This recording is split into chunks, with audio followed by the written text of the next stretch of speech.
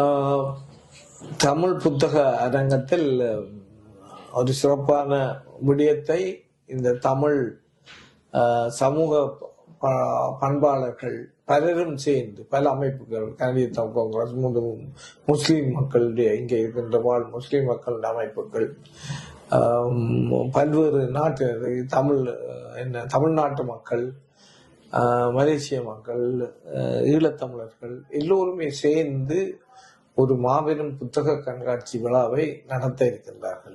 இது முன்னெடுப்பாளர்களை முதல் நான் பாராட்டிக் கொள்ள விரும்புகிறேன்.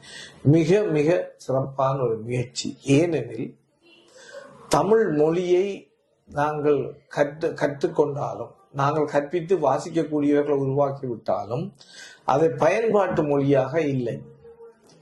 இன்னத்துக்கு நாங்கள் இந்த தமிழ் மொழியை பயன்படுத்த வேண்டும் என்றால் எங்களுடைய வாழ்வியல்களை, எங்களுடைய இலக்கியங்கள் ஊராக எங்களுடைய வாழ்க்கை முறைகளை, தனிப்பட்ட எங்களுடைய குடும்ப அகப்புறஞ்சார்ந்த வாழ்க்கை முறைகள் எப்படி இருக்கின்றது, அந்த விழுமியங்கள் எங்களுக்கே உரித்தான விழுமியங்களை அறங்களை போதிப்பதுதான் இந்த நூல்கள். இந்த நூல்கள்ல இப்படி எங்களுடைய வாழ்வியலே புரியாமல் இன்றைக்கு கமலாக்காரன் கொண்டு வந்து கல்யாணத்துக்கு அங்க லெப்ட் திரும்பி ரைட் திரும்ப சொல்றதுக்கு திரும்பக்கூடியதான ஒரு சடங்கு தான் இருக்கிறது. நான் போய் நிற்கும் பொழுது சிலவள வெக்கப்படுவேன். ஒரு கிறிஸ்தவர்களுடைய கல்யாணம் வீட்டில் அப்படி நடக்காது, மற்றவர்களுடைய கல்யாணம் இனத்திற்கு நடக்காது. எங்களுக்குத்தான் தயாரிப்பு கொண்டு மாப்பிள்ளை எல்லாருக்கும் சொல்லிக் கொடுக்க வேண்டியது. அவர்களுக்கு சொல்லிக் கொடுத்தாலும் செய்வார்கள், ஏன் செய்கிறார்கள் என்பது அவர்களுக்கே தெரியாது.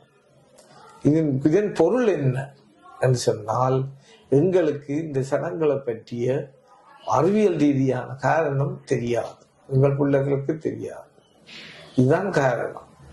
இவ்வாறு ஒரு கூட்டு சமூகமாக இல்லாமல் நாங்கள் மொழிப்பு கொண்ட இவற்றை புரிந்து கொண்ட எங்கள் வாழ்வியலை விளங்கி கொண்டு எங்களுடைய அறங்களை வாழ்க்கை கொண்டு ஒழுக்கமாக சமூக மேம்பாட்டோடு சமூக உயர்ந்த நிலையில் பண்பாளர்களாக பிற இனங்களால் மதிக்கக்கூடியவர்களாக பிற இனங்களின் பண்பாடுகளை மதித்து வாழக்கூடியவர்களாக வாழ வேண்டுமானால் முதலில் எங்களோட வாழ்வியல் நன்கு தெரிய வேண்டும். இந்த வாழ்வியலை நாங்கள் தண்டு விதமாக தெரியலாம். ஊரில் நாங்கள் சமூகத்திடமே கற்றுக்கொண்டோம் சில பழக்க வழக்கங்களை.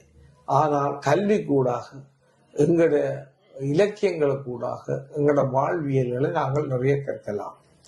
இதுக்கு வழிகாட்டி நிற்பவை நீங்கள் எழுத வாசிக்க கல்விக்கூடங்கள் உங்களை உருவாக்கியதன் பின்பு இதை பற்றிய தேடல்களும் விருப்புகளும் வர வேண்டும். இதற்கு இந்த புத்தகங்கள் உதவி செய்யும்.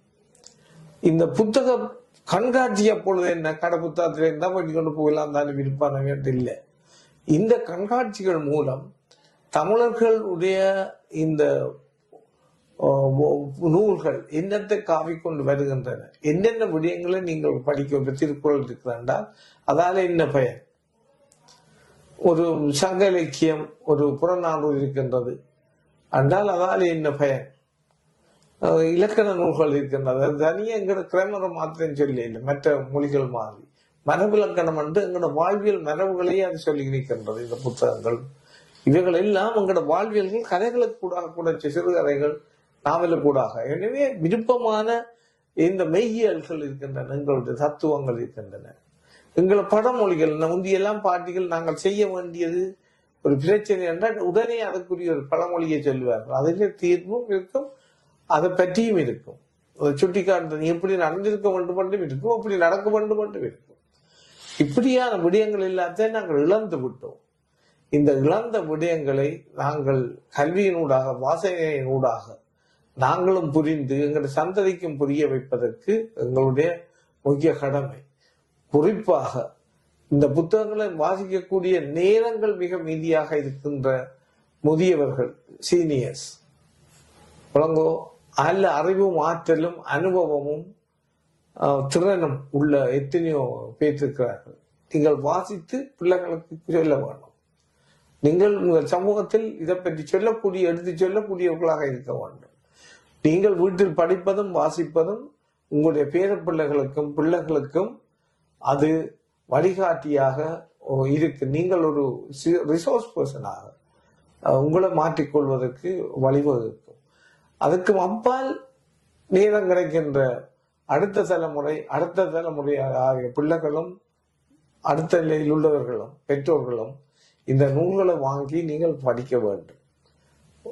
இப்போ ஒரு நாளைக்கு ஒரு பக்கம் 2 பக்கமாவது எதை படிப்பது என்பதை தீர்மானிப்பதற்கும் நீங்கள் சென்று இப்படியான ஒரே இடத்தில் எல்லா வகையான நூல்களையும் அதற்குரிய விளக்கங்களையும் கொடுக்கக்கூடியவர்கள் எழுத்தாளர்கள் இருப்பார்கள், அதை பற்றி அறிந்தவர்கள் இருப்பார்கள். எல்லாத்தையும் கண்டுகளித்து அதே நேரத்தில் நல்ல மொழி சார்ந்த கலைப்படைப்புகள் அங்கே நடக்க இருக்கின்றன. வரவேற்றக்கூடிய உங்களுடைய அறிவை ஊட்டக்கூடிய கலைப்படைப்புகள் இருக்கின்றன. இந்த தொன்று வாழும் எல்லா அமைப்புகளும், ஊச்சங்கங்கள் மற்றும் நிறுவனங்கள் எல்லாம் பல்வேறு அமைப்புகள் ஒன்றிணைந்து இதை நடத்த முன்வந்திருக்கின்றார்கள்.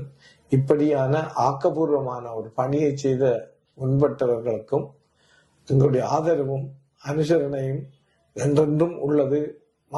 நாங்கள் இப்படியான முயற்சிகளுக்கு நாங்கள் சென்று வரவேற்று அதில் பங்கு கொண்டு எங்களுடைய பங்களிப்பை காட்டுவதன் மூலம்தான் சமூக பலத்தையும் சமூகத்தின் தேவையையும் இப்படியானவர்களையும் இப்படி சிந்திச்சு செயல்பவர்களையும் சமூக மேம்பாட்டுக்காக சிந்திச்சு செயல்படுபவர்களை நாங்கள் அவர்களை அங்கீகரிப்பதன் மூலம் இப்படியான செயல்களை பலரும் தொடர்ந்து செய்வதற்கு வாய்ப்பளிக்கும். அது எங்கள் கையில் இருக்கின்றது. நாங்கள் செய்கின்ற ஒரே ஒரு விடயம், நாங்கள் அங்கு சென்று ஒரு 3 மணியாவது அதை செலவழித்து இவற்றை பற்றியெல்லாம் கண்டு கேட்டு பார்த்து அறிந்து ரசித்து வர வேண்டும் என்று என்னுடைய அன்பான வேண்டுகோளை இதை கேட்கின்ற அத்தனை பேருக்கும் விடுத்து நிறைவு செய்கின்றேன். நன்றி, வணக்கம்.